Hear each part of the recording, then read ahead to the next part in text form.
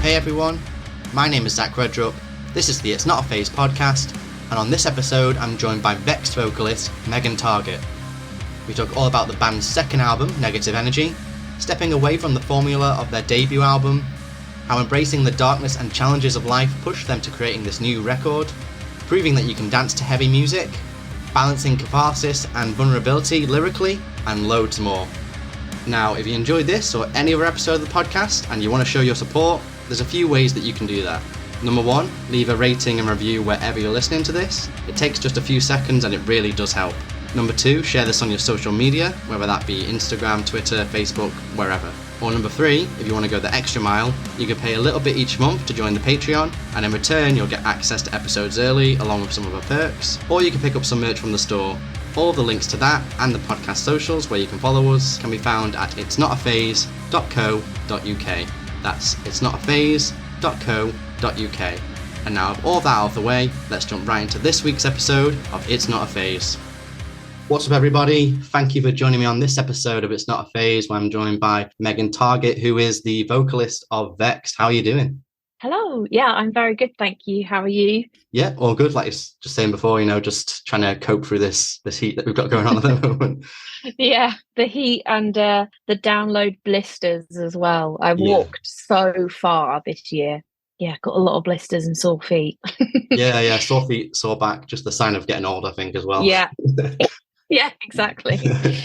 So yeah, I guess the big news is, you've got your second album coming out soon, Negative Energy, on June 23rd via Napalm Records. How does it feel to be putting out a second full-length album? Some bands don't even get to the first full-length album, never mind a second.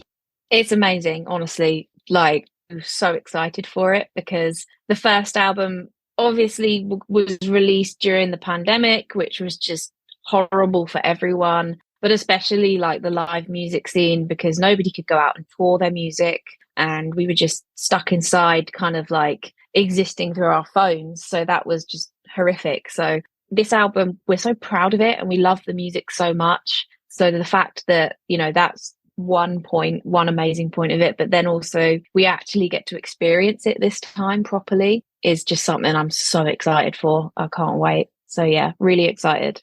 Yeah, you mentioned obviously the first album came out during the COVID lockdowns going on. I think they were a bit sporadic at that time. Were you sitting on that album for a little while, which means that material is especially old to you compared to everyone else who's heard it? Yeah, so we'd been sat on that material for, one of the songs we'd written about 2 or 3 years before that. Right. So some of the stuff was really old. Some of it was a lot newer, a lot more fresh. So it was a real mixed bag of tracks that we'd kind of managed to get to a cohesive point where they could be in an album together. But then again, as soon as it was released, it already felt old and we felt like we'd outgrown it. And I love the album for the sake of, it holds a very special place in my heart because it's our first album. But we definitely had outgrown it by the time we'd released it. So that was a weird feeling. Whereas with this one, we're so hyped about it and we're so in the moment with it that it just feels a lot more special than the first one. Not to play down the first one. It's still an all right album, but this one we adore this one. Well, some bands kind of say the debut album, it's not really that the album's not in mind because you've just got these collection of material. You've not got any rush to put out the album. So you've just put all out the best songs you've kind of put together and put it out. Whereas the second time around, you kind of learn from those mistakes and you kind of think more about the album experience. Would you say that is true with Negative Energy? Yeah, definitely. When we sort of first signed to our label Napalm, we didn't expect them to want to take the first album. And then when they were like, yeah, we'll have it and we'll release it, it was like, oh, crap, we haven't really thought about this going out on a platform that big. Yeah. And it was very unprepared and just sort of, I don't know, quite naive in a sweet way. It was just a very much we've been picked up very last minute and this is happening kind of thing. So yeah, when we kind of had more time to think about it the second time round and create almost a piece of art instead of just, like you said, a collection of songs, it was exciting because I know there's the whole second album dread type thing. But for us, it was excitement because it was an opportunity to get it right. Yeah. And do ourselves justice, I think. Yeah. So yeah, it was a lot better this time around, I think. Yeah. Well, both of the albums, when you're, well, lyrically, you deal with quite a lot of, difficult topics, these tough conversations. And it feels like, I don't know if you'd agree, but on Culling Culture, some of those points that you bring up, there's kind of an attempt to kind of make a positive spin on things. Whereas with negative energy, it kind of feels like you're kind of leaning on the album title in a way, in that you're kind of wanting people to kind of embrace the darkness and harsh realities of life, everyday life, these shitty things that just happen because that's the way life is. I assume that was kind of like a conscious decision going into this record. Yeah, you got it spot on. With Culling Culture, they were all like, find the silver lining, find the good message behind each terrible experience. Whereas with Negative Energy, we spent almost a year trying to write an album that wasn't negative energy. And again, we put ourselves in that position of, things have been really hard. Let's try and find a silver lining. Let's try and write uplifting lyrics and good messages. But we were just honestly lying to ourselves. Like, we couldn't relate to those messages. We couldn't relate to that music. And we just scrapped it. We just deleted the whole thing and we started again. And, we'd been through some really, really tough times in our personal lives that we just sat down together and we were like, we don't actually have to try and be okay all the time as a band. I know that there are people listening and there are people wanting to see bands always thrive through difficult times, but that's just not the reality of life. Sometimes things are just crap, and it's okay to talk about that. And that doesn't mean that we're being defeatist, and it doesn't mean that, we hate life and we're just this morbid, like load of, moping people. It's just the reality of how life can be sometimes. And the second we said, let's just write about all the negative stuff that's happened and try not to put this happy spin on it, we managed to write and record the album in 3 months. It just came pouring out. So that's pretty quick. Yeah. Yeah. So as from a year of trying to write a positive album and just scrapping it to 3 months of writing about how, terrible things have been. It goes to show, I think, when you're just being authentic and just being real, things are a lot easier. And that's not to say like Culling Culture wasn't real, because it was. It's just, like you say, you've kind of grown and matured, and especially going through like something like COVID, people's perspectives on life changes and stuff like that. Yeah, definitely. And we had a longer period of time, to write those Culling Culture songs. It was over the space of a few years, whereas with Negative Energy, we had our management and label, really pushing and pressing us for an album. So there was that time limit element where we felt all this pressure to get it right and make sure that we liked it, which, I think we went over time a little bit. But I'm glad we did, because if we'd released the other stuff, we wouldn't be happy with it. So it all worked out in the end. And you definitely want to put something out that you're happy with, because even if you, let's say you put out that album of stuff that you weren't really too pleased with, even if you decided to not play those songs like the next album cycle on, it's still there. It's still like people still listen to it. Exactly. Get fans asking for it live, and it's just, you're going to want to keep wanting to push that away. Exactly, yeah. And, even if people did love it, which would be lovely, if you yourself can't enjoy your own art, there's no point in doing it in the first place. So, yeah, we were a little bit late, but I'm glad we were, because it worked out better. Better late than never. Exactly. And they say patience is a virtue, so there you go. Yeah, true. So, yeah, as we were saying before, like there's a lot of difficult points that you speak on this record. There's loss and grief, mental health, trauma, all that, all that kind of stuff. And I imagine as a lyricist and the vocalist, there's some conscious at play of, trying to balance catharsis whilst also not being overly vulnerable. Is that ever a balance that you kind of struggle with sometimes, not wanting to reopen old wounds all the time? It's definitely something that I have to kind of almost I suppose when I'm in the booth, I kind of have to disassociate a little bit and try and think about how other people will hear this and how other people will see it. I definitely toned down some of the vulnerability, not a huge amount, just a little bit, because whenever I start writing lyrics, I always go in with 100% intention of just writing down on paper how I feel. And no matter how ugly or vulnerable that is, that's what comes out. But then when I go to record it, I do have to remind myself, do you want people to actually hear about that? And there were a couple of occasions where I had to, say, actually, you know what, I'm going to keep that to myself because that's too much. But I've always been an oversharer. I think that's just a trait of mine that I can't help. But I think anyone who's into heavy music is an emotional person, and we often fall victim to oversharing and being emotional with one another. But that's the amazing thing about writing music, is you can, and hopefully it'll help some other people going through it. But yeah, there's a couple of songs on the album that I think will be really difficult to do live, but when it's in the right setting and it's at the right show, it'll be great. But definitely not something that we'd just play at a festival for anyone to listen to. Yeah.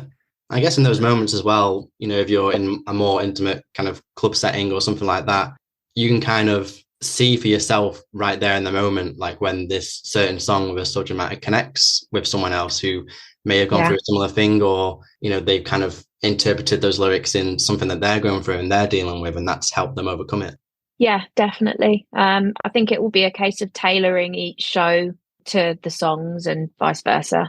And as horrific as a lot of the things we went through were, if anybody can find some sort of relatability or comfort from them, that would be incredible, because they are a huge comfort to us. And writing this album was almost like a therapy session for us.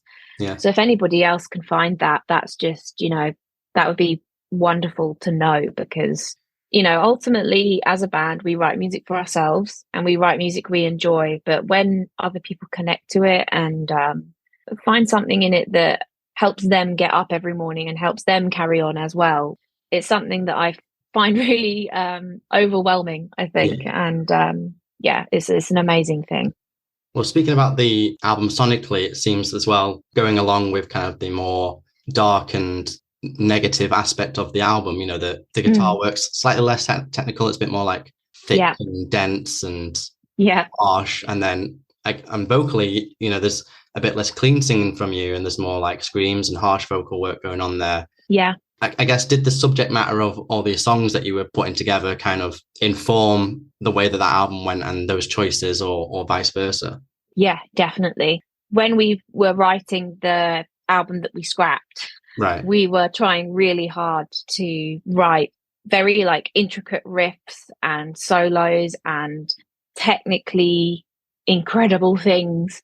But again, it wasn't making us happy. And it was also what are we trying to prove here? We're not happy. We don't enjoy writing this stuff. Who are we trying to please? What are we trying to prove?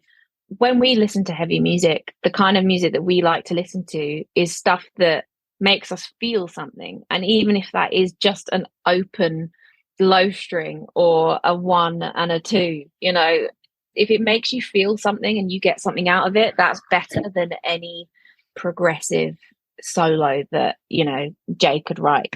So when we started Negative Energy, and we were coming across all these difficult topics and trying to express it, I think the best way for us was just hammering onto a guitar, and instead of trying to reinvent the wheel, musically speaking, it was just what am I trying to say? I don't know, just whack that heavy string, and that got the message and the point across far better than anything else. So and it took a lot of pressure off Jay as well, our guitarist, because any person in any walk of life, you always, you're your own worst critic, and being the only guitarist in the band, he feels a lot of pressure, I think, to write very intricate and complicated things. But when we realized that, we don't need to do that, just write something that feels correct, it took all the pressure off, and he actually started enjoying the music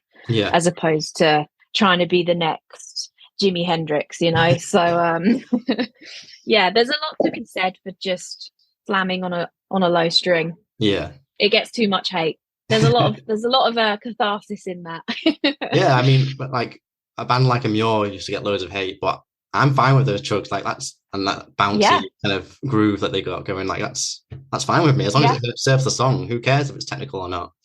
Exactly. I mean, look at Meshuggah. Like they've made a career of just having the thickest open, fret 1-2, like just sort of riffs. They're not overly complicated. I mean, some of their stuff is, but a lot of it is just big, loud, heavy, open notes, and they're incredible. You know, so you don't need to be the next Tool, basically. Exactly. Yeah, you don't. Yeah. And what about vocally? Was there kind of like a need on your side, or a want on your side, should I say, to kind of try different things? Even in the harsh vocal department. Yeah, for sure. I know that a lot of people really wanted me to do more singing on this, and really wanted me to kind of delve into the clean stuff. But honestly, I love singing and doing clean stuff at home when I'm singing pop music or doing that sort of thing. But when it comes to writing heavy music, I don't like doing cleans particularly. I find there's a lot of pressure behind it, and it's just not something that I feel always works when I'm trying to express how I feel, especially with an album that's about such emotional things. So for me, I wanted to really focus on my screams and the heavier side of stuff. But then also I really wanted to focus on the sort of speaking side of things. I'm a big fan of David Gunn's vocals from King 810, like the spoken word stuff. So I wanted to give that a go. So there's quite a few bits like that on the album. And yeah, I'm really happy with how it turned out. I mean, I'll always be my own worst critic again, but I really wanted to push myself to try and do things that weren't expected of me, but were things that I actually wanted to do. So yeah, it was quite liberating in that sense.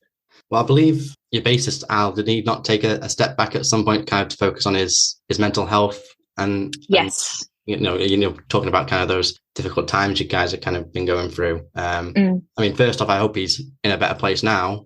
He is. Yeah, he is. Yeah. Did that kind of change the dynamic of how, you went about writing this record as well?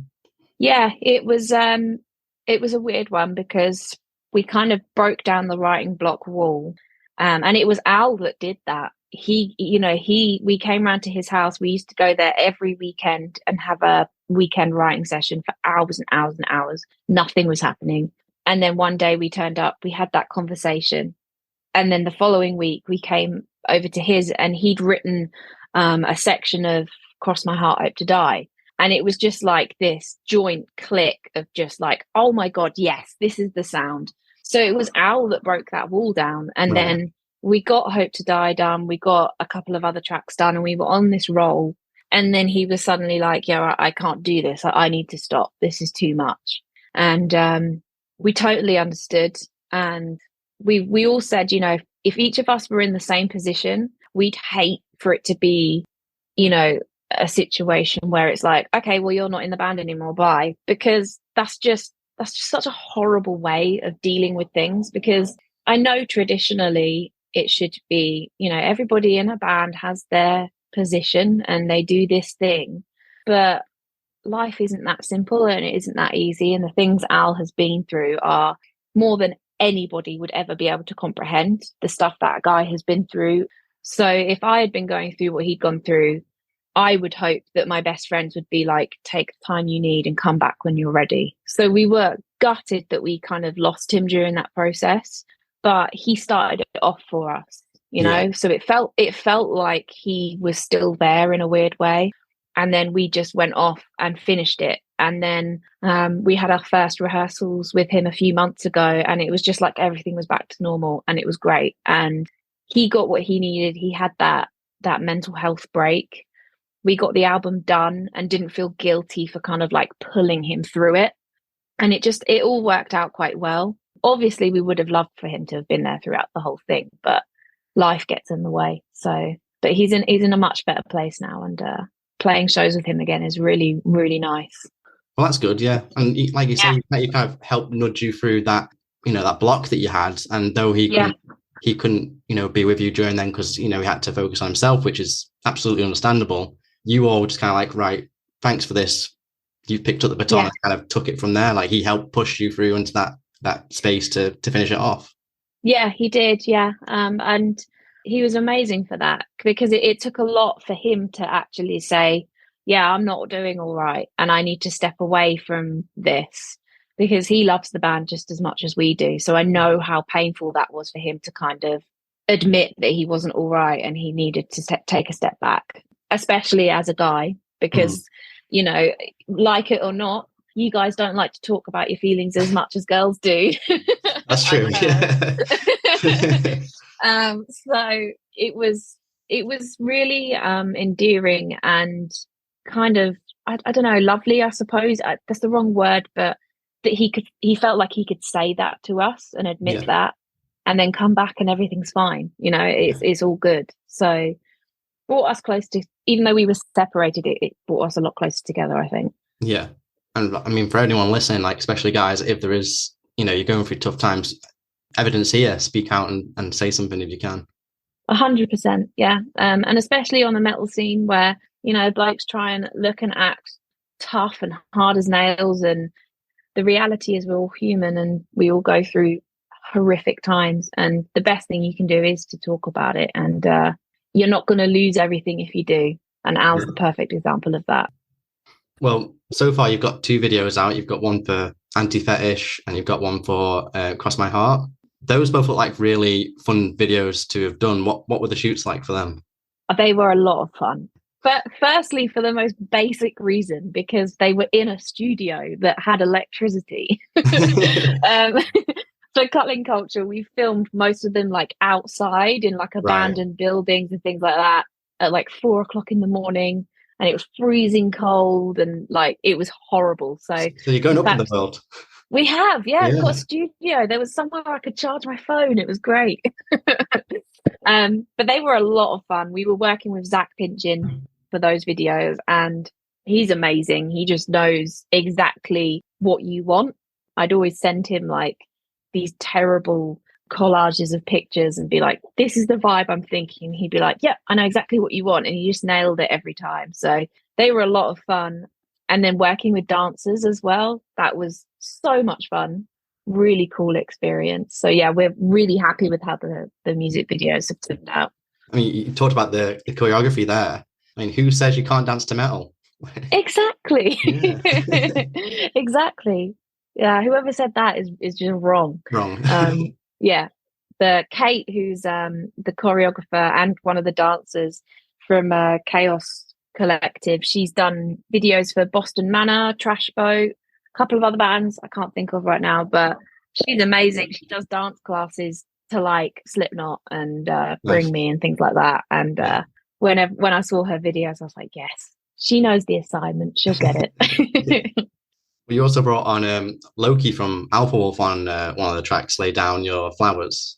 Yes. What was it like working with him? How did that all come about? That was a proper trip because I've been like a super fangirl of Alpha Wolf since I first heard of them. So I always hoped that one day we'd be able to work with Loki, but didn't know if it would actually happen. And then we started talking, all of us, just sort of over Instagram and stuff. I think they noticed how much of a big fan I was because I would never stop tagging them or talking about them in interviews and things like that. So they were probably sick to death of me and were probably just like, somebody just get this woman to shut up. But yeah, we messaged, after a while, we messaged Lockie and we're just like, would you be up for it? And he was like, I'm touring a lot, but yeah, I'd be up for it. And luckily we managed to catch him when he had like a month off at home, and bless him, he just got into a studio and did it and then flew off to America, I think, like a week later. So he really sort of did us a massive favor, and it's a real dream come true because even though they're a really, they're still an up and coming band, they are probably my favorite band. So yeah, that was really cool. And his vocals just are stupidly good. He's such a good vocalist. So yeah, I'm really happy with it. Yeah, I bet. Yeah. Well, there's a few. I don't want to like unveil too many surprises because the album's not out yet. But you try a few different things on this album. So like there's the kind of interlude instrumental track DMT where you've got kind of like 808s and lo-fi influences in there. Yeah. And I know that you're a fan of like grime and rap music as well. Yeah. Are there any other kind of influences on the album outside of metal and heavy music that you feel you've kind of brought into this record and kind of put that fingerprint on it? I think for me specifically, I took a lot of inspo from rappers like Rico Nasty. I don't know really how to describe her, but she's like alternative rap. She's so aggressive in the way that she spits bars. Like it almost sounds like she's drunk sometimes because it's just so aggressive and just unhinged that I took a lot of inspiration from her, trying not to be so perfect, if that makes any sense. Just kind of letting things out, letting the cracks in your voice come out, not necessarily hitting the perfect note with the exact technique that's needed. Let your exhaustion come out, let the cracks come out, let the pain come out. I know with Culling Culture, I tried so hard to just be technically perfect with my vocals and do everything the proper way, which obviously you should try and do when you're performing live. But when we were recording, I wanted to kind of get emotion across more. So she was a great inspiration for that. And when we were recording the whole album, we made a point of not listening to any metal music because we didn't want to have our sort of ears tainted by anything else. So we did make a point of like listening to a lot of rap and grime and garage. So we had a lot of influence from The Prodigy and Rico, and then the boys are obsessed with The Streets. So that's sort of like old school. Yeah, that's really old school. So that was the sort of thing we were listening to when writing. I don't know if it came across in that way. I mean, it's very like obscure, but that's who we were listening to, and that's who I took inspiration from. It's difficult for the boys, obviously, on drums and guitar to translate that across. Yeah. Speaking of like influences, I believe, was it Making a Murderer kind of inspired the working title for the first album? And then the name of the band, you took like from a book. Is it the Count of Monte Cristo? That's kind of where the band name came from. Yeah. Are there any other kind of external pop culture influences that kind of seep their way into the album at all? So there's a really weird one that comes in. There's a track on it called There's No Place Like Home. And that was inspired by The Wizard of Oz, weirdly. So I'm into like true crime and obsessed with watching documentaries and reading up about all sorts of things. So I was listening to a podcast documentary about how The Wizard of Oz was made and filmed. That film is crazy. Like behind the scenes, there was so much that went wrong. There were so many people that nearly died. Like, oh, wow. It's horrific. It's definitely worth like looking into. Like the snow that falls in one of the scenes was actually pure asbestos. Oh, really? Like it's crazy. So I was kind of took inspiration from the fact that even though that film is iconic, it looks so pretty, Judy Garland is so cute in it, and everything's sort of lit and color grained in such a lovely way, the reality behind it was so different. Like on set people were on fire, so many people nearly died, and it was kind of this taking inspiration of things aren't always as good as they appear. And so that was like a running theme throughout the artwork and a lot of the songs, was that you've got to look into things a little bit deeper. Not everything's always at a surface level good. Obviously there's this new album Negative Energy coming out very soon. You've got a set at Tech Fest, and I think there's another set in September at Misery Loves Company Festival. I think that's in Bristol. Is that right? It is. Yeah. What else is planned so far for VEXED in 2023 that you can talk about, which I'm assuming there's going to be stuff you definitely can't talk about? So we've got some album launch shows coming. Okay. We will be announcing them at some point soon. We did have them scheduled in, but they clashed with some festivals, and we didn't want it to be a case of nobody shows up because everybody's at these other festivals. Makes sense. So of course. So we've done a little bit of rejuggling and reshuffling, and that's going to come out, and then hopefully we'll have more stuff to announce for the end of the year. But at the moment, just focusing on our Tech Fest set and those album launch shows, which will be exciting. Awesome. Well, thanks very much, Megan. I really appreciate you taking the time. Yeah, and it's really exciting. This album's great as well. I've listened to it a good few times. So thank you. Definitely. Thank you for having me. Yeah, of course. Before I let you go and enjoy the rest of your day, any final words, anything else you want to say, anything else you want to plug? The floor's yours. Oh, gosh. Just thank you to anybody who listens. Thank you so much to our fans who waited for such a long time for this album. They know better than anyone what we've been through the last few years. And for them to be so patient, we hope it pays off. And just thank you to anyone who listens. We really appreciate it. Awesome. Thanks again, Megan. Hopefully I'll catch you guys when you're in Manchester. And definitely, yeah. Take care. Bye. Bye. And that is it. Thank you so much for listening. Again, if you enjoyed this or any other episode of the podcast, then please leave a rating and review wherever you're listening to this. If you want to support the podcast further, you can go and give it a follow on social media, pick up something from the merch store, or subscribe to the Patreon to get early access to episodes. All the links can be found at itsnotaphase.co.uk. That's itsnotaphase.co.uk. Thanks again, hopefully catch you on the next one, and remember, it's not a phase, it's a lifestyle.